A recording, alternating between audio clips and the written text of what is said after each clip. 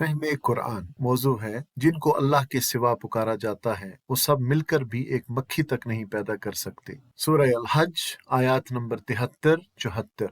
أعوذ بالله من الشيطان الرجيم بسم الله الرحمن الرحيم يا أيها الناس ضرب مثل فاستمعوا له إن الذين تدعون من دون الله لن يخلقوا ذبابا ولو اجتمعوا له وإن يسلبهم الذباب شيئا لا يستنقذوه منه ضعف الطالب والمطلوب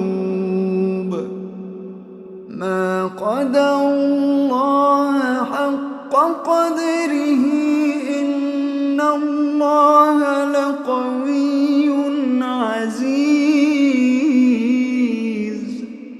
लोगों, एक मिसाल दी जाती है, गौर से सुनो। जिन माबूदों को तुम अल्लाह को छोड़कर पुकारते हो वो सब मिलकर अगर एक मक्खी भी पैदा करना चाहें तो नहीं कर सकती, बल्कि अगर मक्खी उनसे कोई चीज छीन ले जाए तो वो उसे छुड़ा भी नहीं सकती। मदद चाहने वाले भी कमजोर और जिनसे मदद चाही जाती है वो भी कमजोर। इन लोगों ने अल्लाह की कदर ही न पहचानी जैसा कि इसके पहचानने का हक है। वाकया ये है कि कुव्वत और इज्जत वाला तो अल्लाह ही है।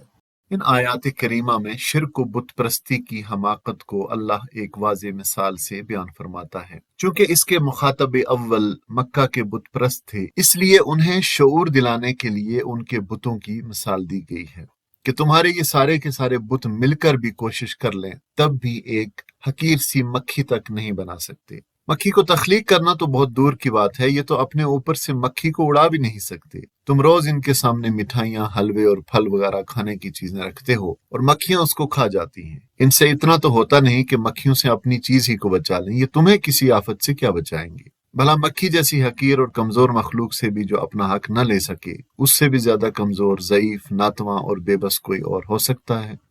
अल्लाह ताला ने इस मिसाल में मक्खी का इंतखाब इसलिए फरमाया कि वो बहुत छोटी और हकीर सी मखलूक है।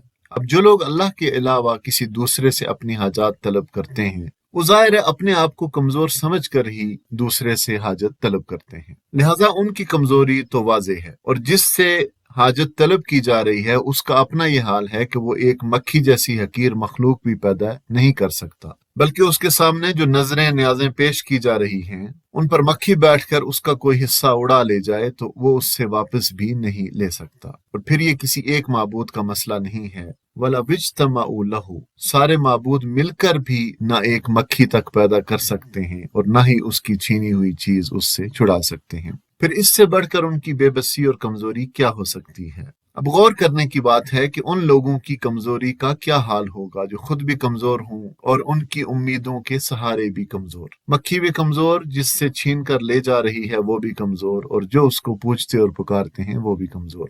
इसीलिए फरमाया ज़उफ़त तालिबु वल मतलूब, मदद चाहने वाले भी कमजोर और जिनसे मदद चाही जाती है वो भी कमजोर। अल्लामा आलूसी ने इस आयत की तफसीर करते हुए फरमाया है कि आयत अगरचे बुतों के बारे में उतरी है मगर इसका हुक्म तमाम बातिल माबूदों के लिए आम है, क्योंकि इन्नल्लज़ीना तदऊन मिन दूनिल्लाह, जिन माबूदों को तुम खुदा को छोड़कर पुकारते हो, इससे मुराद अल्लाह के सिवा बाकी सब के सब हैं जिन्हें अल्लाह के सिवा माबूद बनाया जाता है और मदद के लिए पुकारा जाता है। ये माबूदान बातिल तुम्हारे बनाए हुए दस्तगीर, दाता, हाजत रवा और मुश्किल कुशा, जिनको तुम अल्लाह को छोड़कर मदद के लिए पुकारते हो, ये सारे के सारे जमा होकर एक निहायत हकीर सी छोटी सी मखलूक मक्खी भी पैदा करना चाहें तो नहीं कर सकते। इसके बावजूद भी तुम इन्हीं को हाजत रवा समझो तो तुम्हारी अक्ल काबिल मातम है।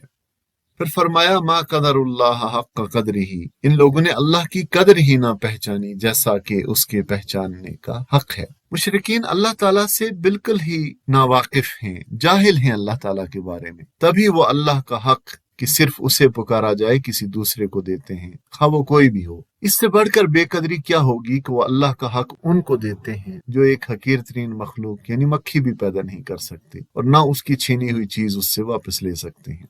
انہوں نے اللہ کی قدرت پر کبھی غور ہی نہیں کیا جو اس پوری کائنات کو اور خود ان کو بھی عدم سے وجود میں لایا ہے۔ اربوں کہکشائیں اور کھربوں ستارے اور سیارے ہیں، اور اللہ تعالیٰ نے انہیں اس طرح جکڑا ہوا ہے کہ نہ وہ آپس میں ٹکراتے ہیں اور نہ ان کی چال میں فرق آتا ہے، نہ ہی اپنے مدار سے ادھر ادھر ہو سکتے ہیں۔ اور جو انسان اللہ تعالیٰ کی ان قدرتوں میں غور کرتا ہے تو اللہ کی عظمت و جلال کا سکہ اس کے دل پر نقش ہوتا جاتا ہے۔ اب ایک طرف تو اس قدر عظمت و جلال اور قوت و قدرت والی اللہ کی ہستی ہے، اور دوسری طرف اس کے ساتھ ایسے معبودوں اور حاجت رواؤں کو شریک کیا جا رہا ہے جو ایک مکھی بھی پیدا نہیں کر سکتے، بلکہ ایسے بے بس ہیں کہ اگر مکھی ان سے کوئی چیز چھین لے جائے تو اسے مکھی سے چھڑانے کی قدرت بھی نہیں رکھتے۔ اگر وہ اللہ کے کسی بھی کارنامے پر غور کرتے تو کبھی اس کے اختیار و تصرف میں کمزور اور بے بس قسم کی مخلوق کو شریک بنانے کی حماقت نہ کرتے۔ مشرک لوگ اللہ کی قدر نہیں پہچانتے، یہی وجہ ہے کہ اس کی بے بس مخلوق کو اس کا ہمسر اور شریک قرار دے دیتے ہیں۔ اگر ان کو اللہ کی عظمت و جلالت، اس کی قدرت و طاقت اور اس کی بے پناہی کا صحیح اندازہ اور علم ہو تو وہ کبھی اس کی خدائی میں کسی اور کو شریک نہ ٹھہرائیں۔ ان اللہ لقوی عزیز، واقعہ یہ ہے کہ قوت اور عزت والا تو اللہ ہی ہے۔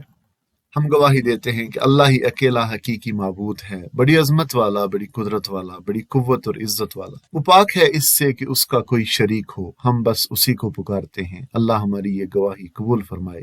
اللہ ہمیں توفیق عطا فرمائے کہ ہم اس کی قدر پہچان سکیں۔ آمین ثم آمین۔